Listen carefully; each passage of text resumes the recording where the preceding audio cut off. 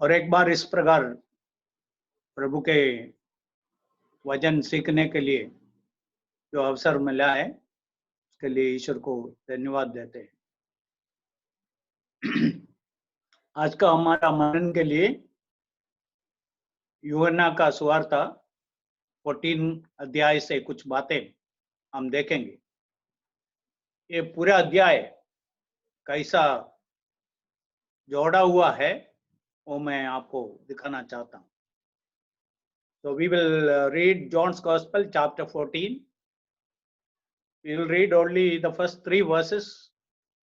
Rest we will read according to the need. Do not let your heart be troubled.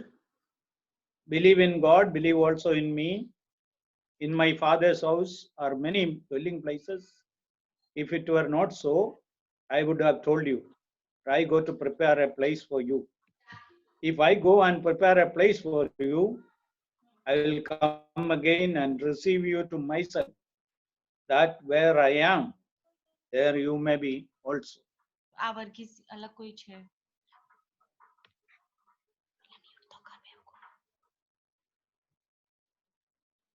In the 4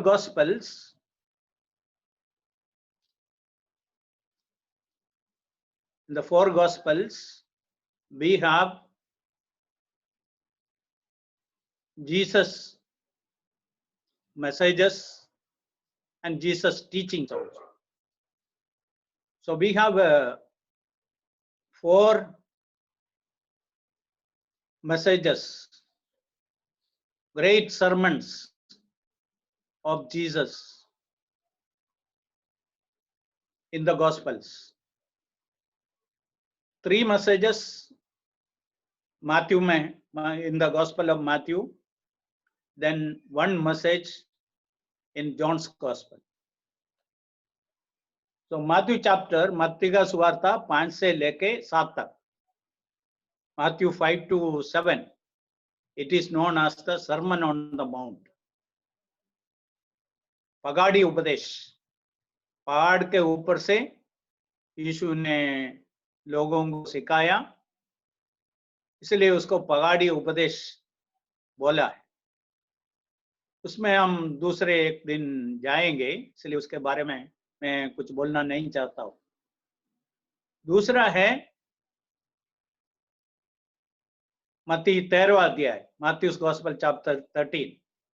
It is known as the Kingdom Parables. ईश्वर का राज्य के बारे में यीशु ने दिया हुआ 7 दृष्टांतों है, पूरा दृष्टांत है। उनमें से तीनों का अर्थ यीशु ने दिया है। ईश्वर का राज्य कैसा होगा उसके बारे में बताया। So we have 7 parables about the kingdom of God. Then the third message is Matthew's Gospel chapter 24 and 25. It is about the second coming of Christ.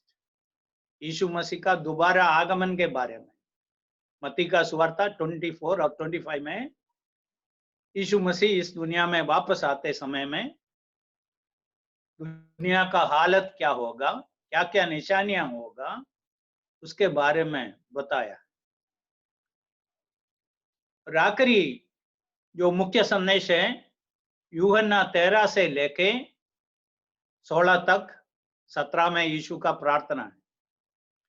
इसको अपर रूम मिनिस्ट्री बुलाया है। यीशु ऊपर का कमरे में जाके अपने शिष्यों के साथ समय बिताया और उनको समझाया और उनको काफी बातें सिखाया। ये 4 अध्याय के अंदर, ये यूहन्ना 14 उनमें से एक है। ये 4 अध्यायों में से एक है। 13, 14, 15, 16 ये 4 अध्यायों में यीशु मसीह अपने शिष्यों को सिखाया हुआ बातें। 13वां अध्याय का अंत में यीशु मसीह बोला है, मैं इधर से जाने वाला हूं। और ये सुन के उनका शिष्य लोग बहुत व्याकुल हो गया, दुखित हो गया। इसलिए बाकी जो बातें हैं यीशु ने उनको उसका दुख को कैसा मिटाना है, व्याकुलता को कैसा निकालना है, इसके बारे में बताया हुआ है। ये अध्याय यूहन्ना 14 बहुत इंपॉर्टेंट है, क्योंकि इस अध्याय के अंदर 5 बातें हमको सीखने के लिए मिलता है। पहला बात है, दूसरा कलम में यीशु मसीह बोला, मेरा पिता के घर में रहने के लिए बहुत जगह है, स्थान है, मैं तुम्हारे लिए जगह तैयार करने के लिए जा रहा हूं। इधर यीशु मसीह बताया, स्वर्ग में वापस जाके हमारे लिए जगह तैयार करेंगे। Jesus told his disciples he is going back to heaven and he will prepare a place for us. दूसरा बात तीसरा कलम में है, साथ साथ यीशु ने बोला, I'll go and prepare a place for you, then I will come again and receive you unto myself, that where I am, there you may be also. उधर मैं एक दिन तुमको भी लेके जाऊंगा। I will come and take you there, so that you may be with me. So this is the first place where Jesus promised that he will take us to heaven. Which is the second place? यूहन्ना 17वां अध्याय में उसका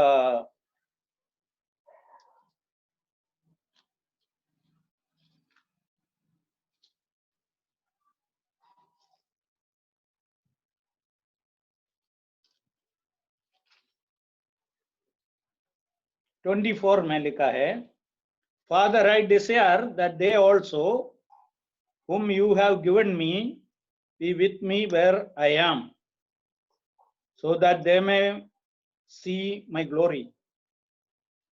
Okay, 24 में हिंदी में लिखा है, हे पिता, मैं चाहता हूं कि जिन्हें तूने मुझे दिया है, जहां मैं हूं वहां वे भी मेरे साथ हो।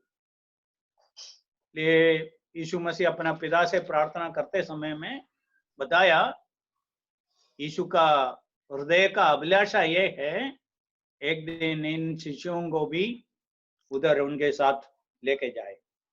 ओके, तो दूसरा ये अध्याय का महत्व ये है, हमें वायदा दिया है, यीशु वापस आके हमें उस जगह में लेके जाने वाला है। तीसरा महत्व का बात है,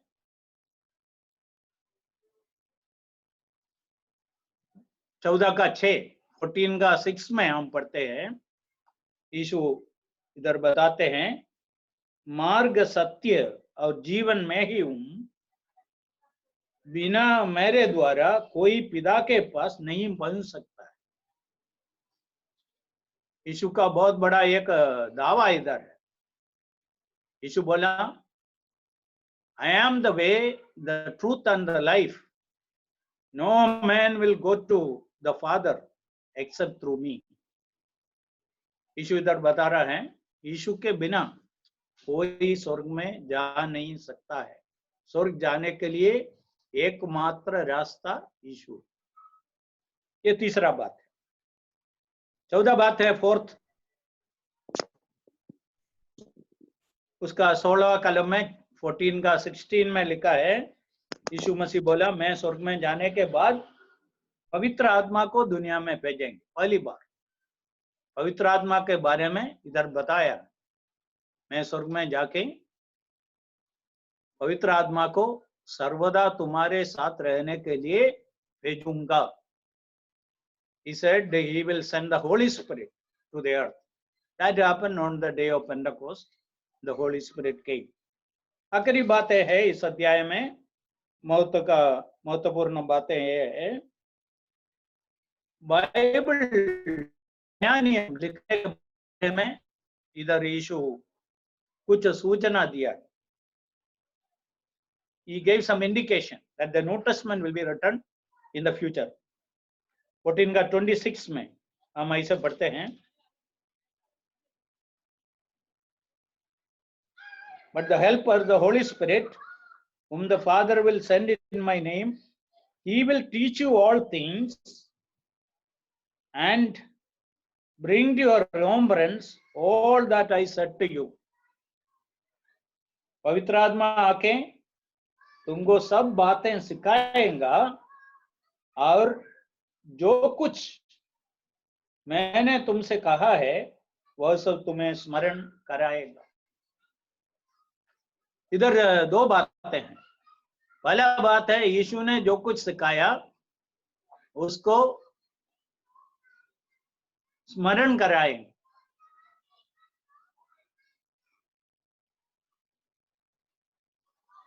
यीशु इधर से जाने के बाद 25-30 साल के बाद नया नियम सुवार्ताएं लिखना शुरू किया. ये 25-30 साल पहले बीत गया हुआ बातें, सुना हुआ बातें कितना एक व्यक्ति याद कर सकता है? हमको मालूम है क्या होता है. फिर पवित्र आत्मा ये पहला 4 पुस्तक लिखने में उनको मदद किया, क्योंकि ये बहुत सालों पहले हो गया हुआ बातें हैं. This happened many years before, some 25-30 years before. What happened? How can they remember? How they remembered? उन लोग कैसा याद किया, उसका स्मरण में आया. इधर यीशु पहले से वायदा किया ऐसा होगा, ये उनके स्मरण में लाया है. दूसरा बात इधर है, वो तुमको सब बातें सिखाएंगे. ये पत्रियों के बारे में एक सूचना है. What is that? The epistles. What is written in the epistles? It is not Paul's ideas or Peter's ideas or other apostles' ideas. Holy Spirit wanted them to write. He helped them to write. उनको सिखाया. He taught them so they could write. then आखिरी पुस्तक प्रकाशित वाक्य हैं, वो तीसरा list में आते हैं. उसके बारे में 16 का 13 में सूचना दिया है. 16:13 में बोला है, He'll guide you in all truth. and उसका आखिरी में लिखा है, and he will disclose to you what is to come. वो आने वाले बातें तुम्हें बताएंगे. तो बाइबल का एक महत्व यह है, बाइबल में हमको भविष्यवाणियां मिलता है, आने वाला बातें. ये 2000 साल पहले लिखा हुआ ये पुस्तक में वर्तमान काल में आज टुडे जो दुनिया में हो रहा है उस घटनाओं के बारे में लिखा हुआ है. बाइबल में भविष्यवाणियां हैं, ये बता रहा है बाइबल ईश्वर का वचन है. इसलिए एक 5 बातें इस अध्याय को बहुत महत्वपूर्ण एक अध्याय बनाया है.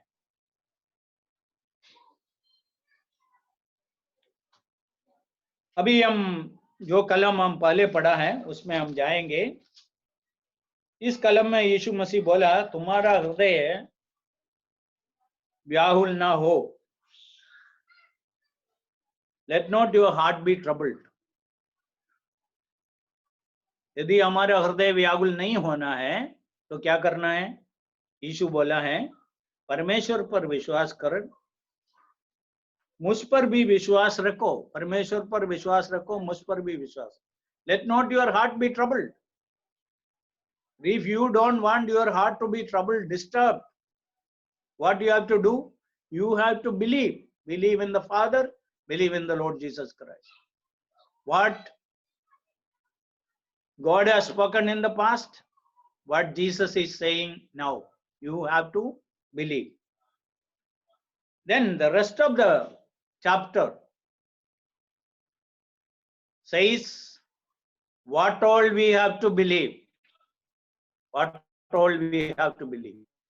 इसका बाकी जो भाग है हम क्या क्या विश्वास करना है, हम क्या क्या विश्वास करना।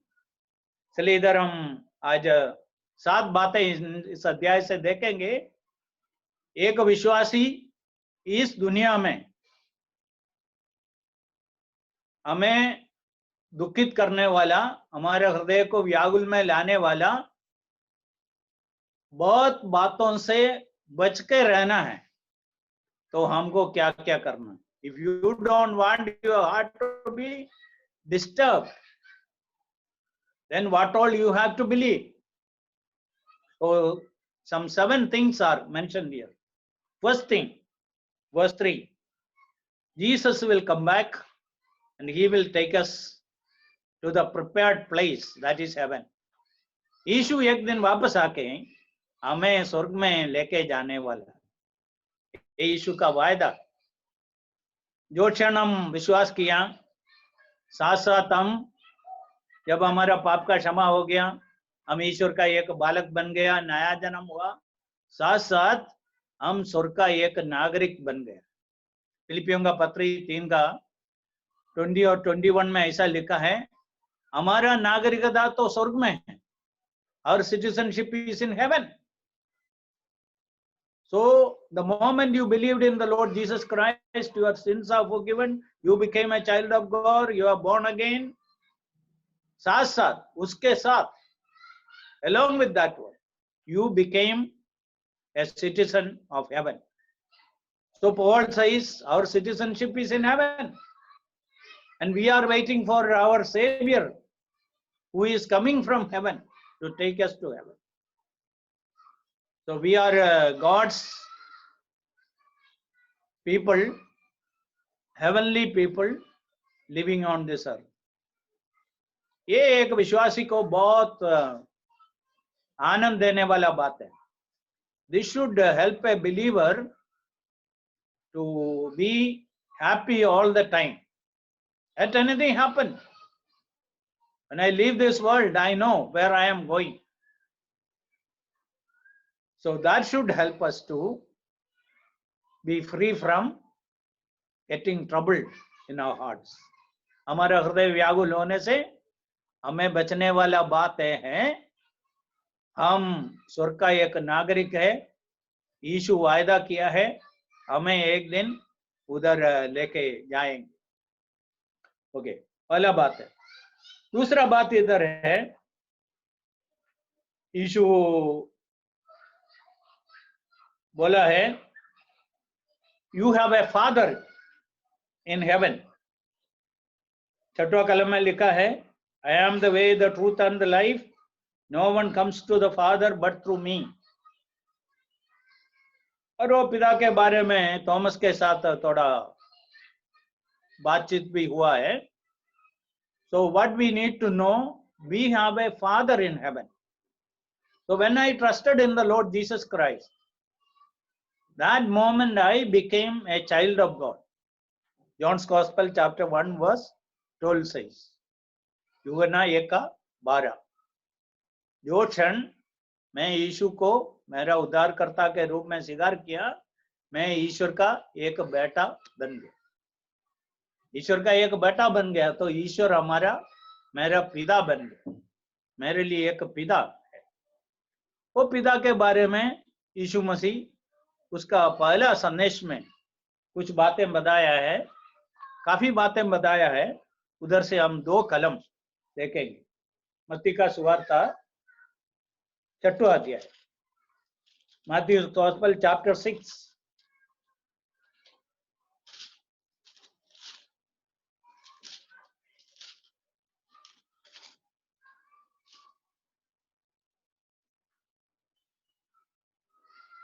आकाश, Matthew's Gospel chapter verse 26, 6:26, आकाश के पक्षियों को देखो, वे ना बोते हैं ना काटते हैं और ना कत्तों में बटोरते हैं, तो भी तुम्हारा स्वर्गीय पिता उनको खिलाता है। क्या तुम उनसे अधिक मूल्य नहीं रखते?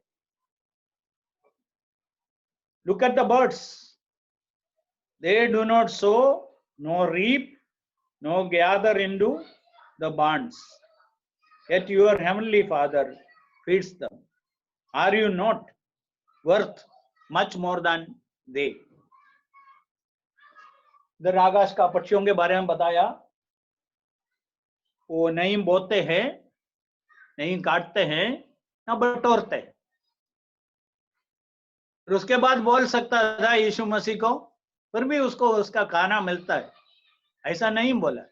पर क्या बोला है? तुम्हारा स्वर्गीय पिता ये पक्षियों को खिलाता है, क्योंकि वो उनका सृष्टि करता है। वो उनका पिता नहीं है, फिर भी सृष्टि करता, सृष्टियों को उसका खाना देता है, उसका अरेंजमेंट सृष्टि में बना के रखा है। फिर ये पक्षियों को खिलाने वाला कौन है?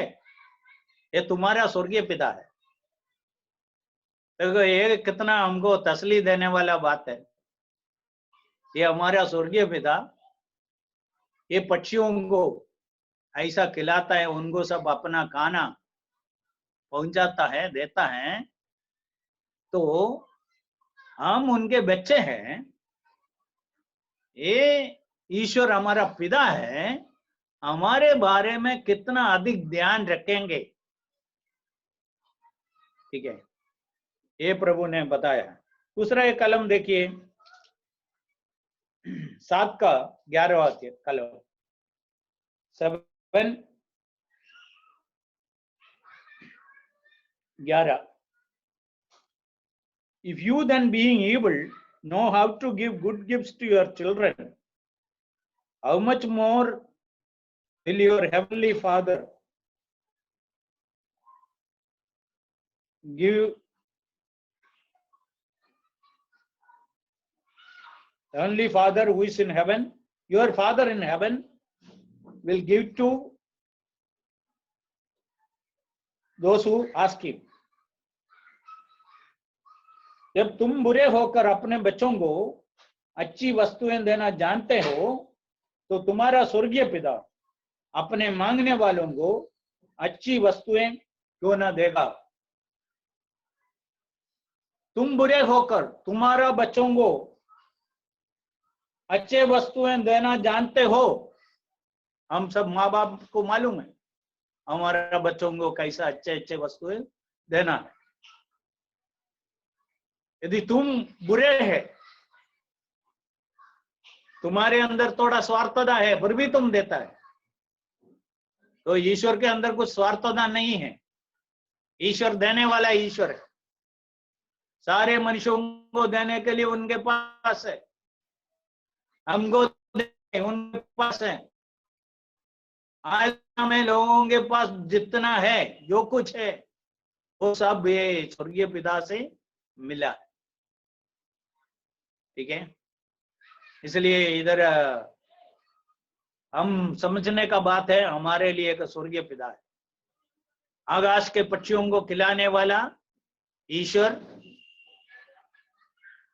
हमारा पिता है, मेरा पिता है, वो पिता हमारे लिए है। ये सत्य हमको हमारा हृदय व्याकुल होने बचेंगे। तीसरा बात, उसका 13वां कलम में लिखा है, whatever you ask in my name, that I will do, so that my Father may be glorified in the Son. और जो कुछ तुम मेरे नाम में मांगोगे वही मैं करूंगा। ठीक है,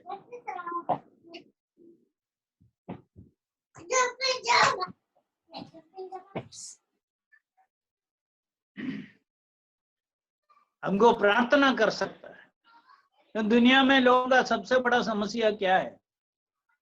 उनका जीवन का बोझ, उनका जीवन का समस्याएं, किसके पास बोलना है, किसके पास जाके बोलने का है? उनको मालूम नहीं है कहाँ जाने का है, लोगों को मालूम नहीं। इसलिए लोग कुछ जगह बना के रखा है, अलग बात है। इधर हमको क्या कर सकता है? हमारा जीवन का हर बातों को, हर समस्या को हम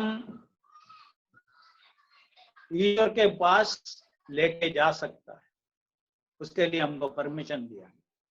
फिलिपियों का पत्री 4:6 में ऐसा लिखा है, be anxious for nothing but in everything by prayer and supplication let your request be made known unto God.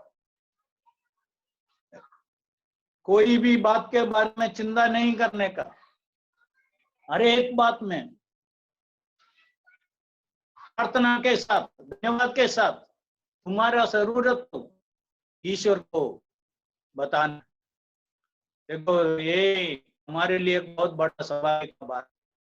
दूसरे लोग जाने ना जाने, दूसरे लोग हमें सुने ना सुने, दूसरे लोग हमारे मदद करे ना करे, दूसरे लोग हमारे साथ रहे ना रहे, हमारे लिए एक ईश्वर है हमारा बातें सुनने के लिए। We have a God who is ready to listen to us, so we can pray. So we don't have to be troubled in our hearts, because we can take all our problems to God. We can pray. We can go to Him with all our problems. I often think like this: all cannot preach, but all can pray. सब लोग प्रार्थना संदेश नहीं दे सकता है, वो ईश्वर का एक वरदान है। और ईश्वर ऐसा सब लोगों से नहीं चाहता है। सब लोग बाइबल टीचर, प्रचारक बन जाएं, ये प्रभु का एक अलग वरदान है। तो सब लोगों को प्रार्थना कर सकते। दूसरा एक बात है, बाइबल में लिखा है सदा प्रार्थना करो, भी हमने देखा, प्रे ऑलवेज। ऐसा नहीं लिखा है सदा समय प्रचार करो, preach always. No, it is not written. हमको लोग मिलना पड़ेगा, नहीं है तो कैसा प्रचार करें? पर प्रार्थना ऐसा नहीं है। हमको कभी भी प्रार्थना कर सकता है, हर समय प्रार्थना कर सकते हैं। हमारा बातें हम प्रभु के पास जाके उनको बता सकते हैं। ठीक है, इसलिए मैं उस दिन बताया था, हमारा इसका सब बोझ हम प्रभु को दे सकते हैं। पत्रोस का पहला पत्री 5:7 से हमने देखा है, cast all your care upon him because he cares for you। हमारा सारा बोझ हम उनके ऊपर डाल सकते हैं, वो लेने के लिए तैयार है, वो ले सकते हैं। उनके पास ताकत है, बल है, शक्ति है देने के लिए। ठीक है, ये तीसरा बात है। तो इस कारण से हमारा हृदय व्याकुल होने को नहीं देना है। 14 बात 14 में लिखा है,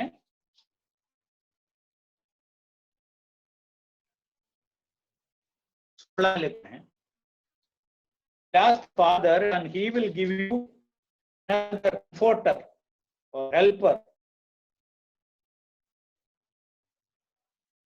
मैं पिता से विनती करूंगा और वह तुम्हें एक और सहायक देगा कि वह सा तुम्हारे साथ रहे। एक सहायक, ये पवित्र आत्मा है। और दूसरा ट्रांसलेशन में है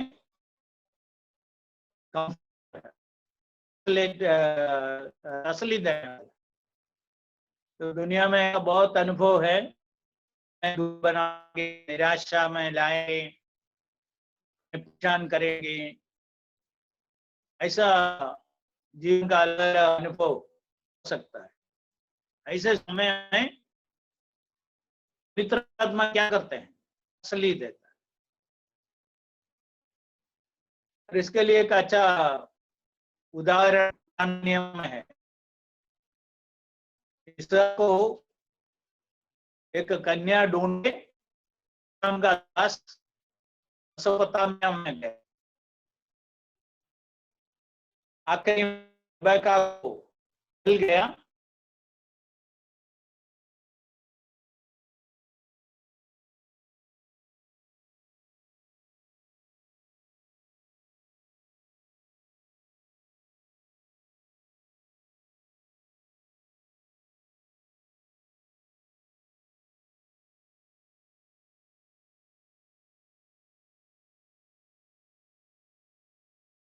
Brother, I can't hear. I think his connection is lost. Yeah, his name is not appearing. We'll just It wait has for come. a It couple has of come. minutes. Yeah, Linson bhai. में गया और आखिरी में Rebecca को साथ में लेके आते।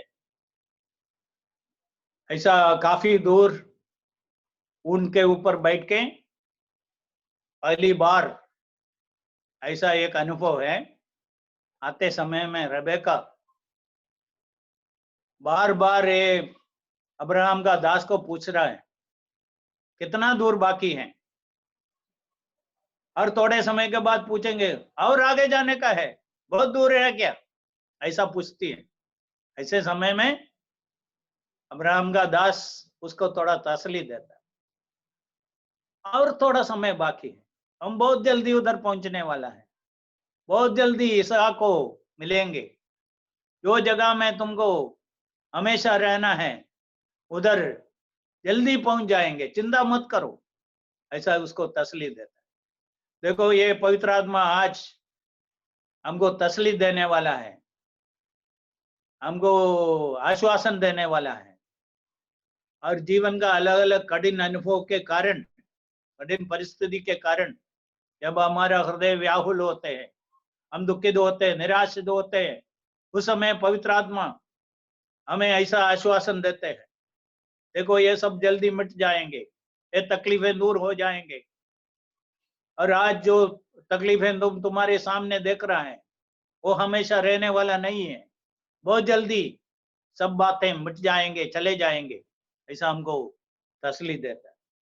इसलिए हमको इस जीवन यात्रा में हमारे जरूरतों के अनुसार हमें मदद करने के लिए पवित्र आत्मा हमारे साथ है। इसलिए हमारा हृदय व्याकुल नहीं होना।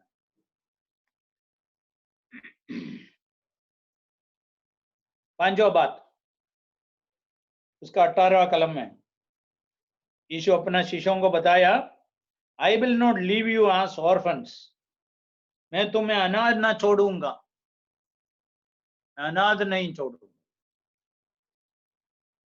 हमको एक नाथ है, हम अनाथ नहीं है। देखो, एक विश्वासी इस दुनिया में अकेला नहीं है। इसलिए यीशु मसीह इस दुनिया से जाने से पहले अपना शिष्यों को बोला, उसको ऐसा बहुत बड़ा एक जिम्मेदारी दिया, सारे जगत में जाओ, सबको सुवार्ता दे दो, सबको मेरा शिष्य बनाओ, जो कुछ मैंने सिखाया सब उनको सिखाओ। ये सब बोलने के बाद आखिरी कलम मत्ती का सुवार्ता 28 का 20, अगर यीशु बोला, देखो मैं सदाकाल सर्वदा तुम्हारे साथ हूं। और कुछ ट्रांसलेशन में ऐसा लिखा है, और अनुकूल प्रतिकूल परिस्थितियों में, good times bad times, God will be, Jesus is promised that he will be with us। इसलिए हम दुनिया में ऐसा ही अनाथ के जैसा नहीं है, हमारे लिए एक नाथ है, वो सर्वशक्तिमान ईश्वर है, वो हमारा प्रभु है। उसके बाद 19वां कलम में लिखा है, यीशु बोला है, because I live you will also live. मैं जीवित हूं इसलिए तुम भी जीवित रहोगे। मैं जीवित हूं, because I live you will live also. The first song which we sang, because he lives I can face tomorrow. उसका सेकंड स्टैंजा में ऐसा लिखा है, how sweet to hold a newborn baby and feel the pride and joy he gives, but greater still the calm assurance this child can face uncertain days because he lives. वर्तमान काल के लिए हमको ये गाना, इसमें लिखा हुआ शब्दों हमको बहुत प्रोत्साहन देना है। हम बहुत अनसर्टन टाइम्स में रहते हैं, कोई निश्चयता नहीं है कल क्या हो जाएगा। पिछले 1-1.5 महीना हम जो कुछ प्लान्स बना के रखा था वो सब कहाँ है? प्रभु हमें सिखाना चाहते हैं, हम सब बातें प्रभु के हाथों में सौंप देना है, प्रभु का इच्छा के अनुसार चलना है।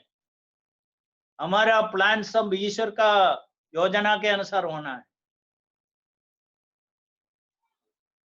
ये प्रभु हमारे लिए जीवित है, इसलिए गाना लिखने वाला इधर लिखा है, because he lives I can face tomorrow. Our children, small children, born in this world, very small, we do not know what will happen to them. But because Jesus lives,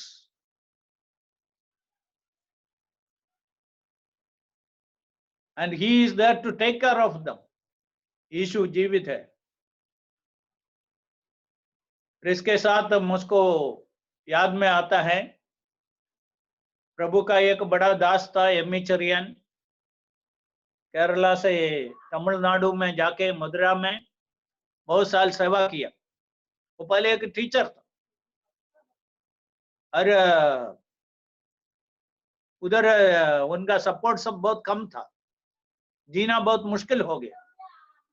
इसलिए आखिरी में ऐसा निर्णय किया, वापस केरला चला जाएंगे और उधर वापस टीचर बन जाऊंगा और जो नौकरी के साथ जितना ईश्वर का सेवा कर सकते हैं करेंगे।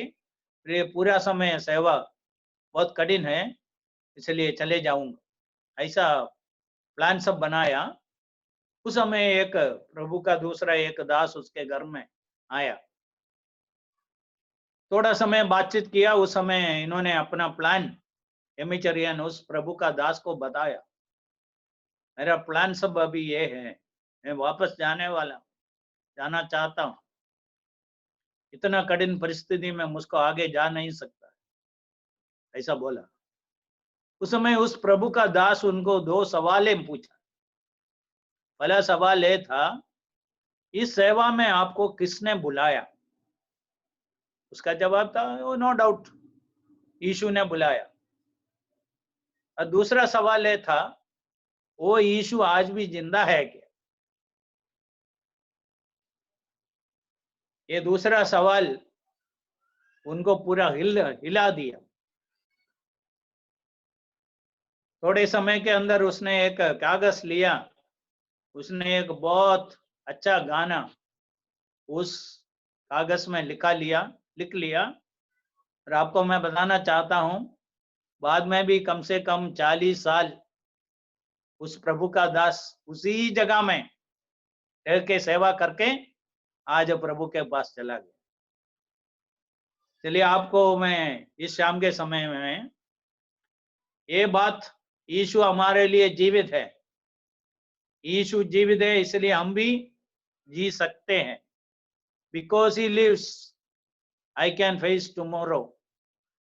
यीशु इधर बोला है, because I live you will also live, इसलिए कि मैं जीवित हूं तुम भी जीवित रहोगे। यीशु जीवित है, बाकी सारे मनुष्यों से यीशु को अलग करने वाला एक बात है, बहुत बातों में से एक है, यीशु मरने के बाद पुनरुत्थान हो गया, हमेशा के लिए जीवित है। प्रकाशित वाक्य रेवलेशन आखिरी पुस्तक में यीशु यूहन्ना को ऐसा बताया, once I was dead but now I live for ever more. एक बार मैं मरा था, अभी हमेशा के लिए मैं जीवित हूं। हम विश्वासी लोग इस बात को बहुत हमारे हृदय में रखने का है, हमारे लिए एक जीवित प्रभु है। मनुष्य आज है, कल क्या हो जाएगा मालूम नहीं है, और हमारे लिए एक प्रभु है जिसने हमें बचाया, आज तक दुनिया में संभाल कर रखा, वो हमारे लिए आगे भी जीवित है। परिस्थिति कुछ भी हो, इस विपरीत परिस्थिति के बीच में हमारे साथ रहने के लिए हमारे लिए एक जीवित प्रभु है। आखिरी बात, सातवां बात इधर है, 27 में लिखा है, इस अध्याय का कलम 27 में लिखा है, peace I leave with you, my peace I give to you, not as the world gives do I give to you. Do not let your heart be troubled, nor let it be fearful. मैं शांति तुम्हें देता हूं, अपनी शांति तुम्हें देता हूं, जैसे संसार देते हैं वैसा नहीं है। तुम्हारा मन ना घबराए और ना डरे, इसके लिए मैं मेरा शांति देता हूं। ये शांति का अर्थ क्या है? यूहन्ना मरकुस का सुवार्ता अध्याय 4 में हम पढ़ते हैं, यीशु मसीह एक नाव में बैठ के अपना शिष्यों के साथ जा रहा था। यीशु सो गया, बहुत थक गया था, इसलिए यीशु सो गया। बहुत आंधी आया, बहुत तूफान आया और नाव के अंदर पानी आना शुरू हो गया। शिष्य लोग यीशु को जगाया और जगाने के बाद यीशु को बताया, प्रभु हम नाश हो रहा है। और प्रभु नींद से जाके क्या बोला, ये क्या हो रहा है, क्या कर सकते हैं, ऐसा नहीं बोला। यीशु बाकी शिष्यों के जैसा एक मनुष्य है तो ऐसा ही बोलता था, अभी क्या कर सकता है, ये क्या हो रहा है, ऐसा पूछता। इसके बदले में वो आंधी को थमाया। हम ऐसा पढ़ते हैं, बहुत बड़ा शांत उधर हुआ। ये लहरों को देखे, आंधी को देखे, नाव के अंदर पानी देखे, यीशु घबरा नहीं है। यीशु का शांति उधर हम देख सकते हैं, बाकी लोगों के जैसा नहीं था। यीशु अपने शिष्यों को, अपने लोगों को इस प्रकार का शांति उसके जीवन में होना चाहते हैं। हम कैसे हैं?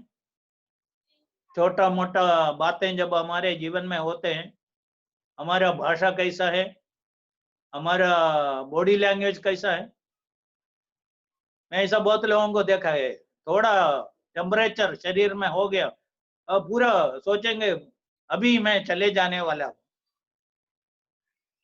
और थोड़ा मामूली बीमारी है, फिर भी इतना डर जाते हैं और भयभीत होते हैं। ये सब हम देखते हैं। हम प्रभु के लोग, ऐसा नहीं होना है, हम समझना है, हम प्रभु का शांति को अनुभव करना है। एक कलम और पढ़ के पूरा करेंगे, फिलिपियों का पत्री 4 का 6 हमने मैं बीच में बोला था प्रार्थना के विषय में। उसका परिणाम, यदि हम प्रार्थना करेंगे तो उसका परिणाम क्या है, उसके बारे में उधर लिखा है।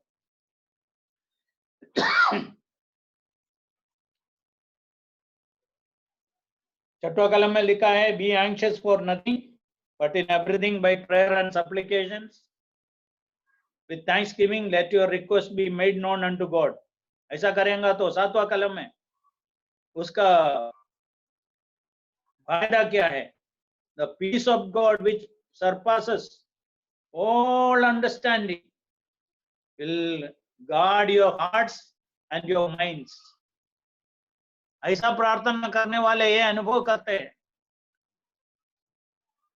परमेश्वर की शांति जो समझ से बिल्कुल बाहर है, परे है, तुम्हारा हृदय और तुम्हारा विचारों को मसीह यीशु में सुरक्षित रखें। उधर 7वां कलम में क्या लिखा है? द पीस ऑफ गॉड, ईश्वर का शांति, द पीस ऑफ गॉड। 9वां कलम में देख लिए, 4 का 9 में, the God of peace will be with you. ये दोनों बात है। देखो, ईश्वर का शांति है, हमारा ईश्वर शांति का ईश्वर है, वो हमारे साथ हो। इसलिए यीशु मसीह बोला, मैं मेरा शांति तुमको देता हूं। उस शांति तुम अनुभव करेंगे तो तुम्हारा हृदय व्याकुल होने से तुम बच जाएंगे। इसलिए इस पूरा अध्याय के अंदर एक विश्वासी कैसा दुनिया में कई प्रकार का विपरीत परिस्थिति के बीच में हमारा हृदय, उनका हृदय व्याकुल होने से उनका हृदय को कैसा बचा के रख सकते। इसलिए हम जीवन का अलग अलग अनुभव में जाते समय में इस बात याद रखना है। इस अध्याय के अंदर जो 7 बातें मैं आपको दिखाया, यदि आप ये 7 बातें बराबर विश्वास करता है तो, if you believe all these 7 things, your heart will not get disturbed, troubled, and you can live an undisturbed life in this world. So that is my prayer for you and for me. So the Lord may help us continuously so that our heart may not be disturbed unnecessarily. And if there are problems, these are the solutions for us. May the Lord bless these words.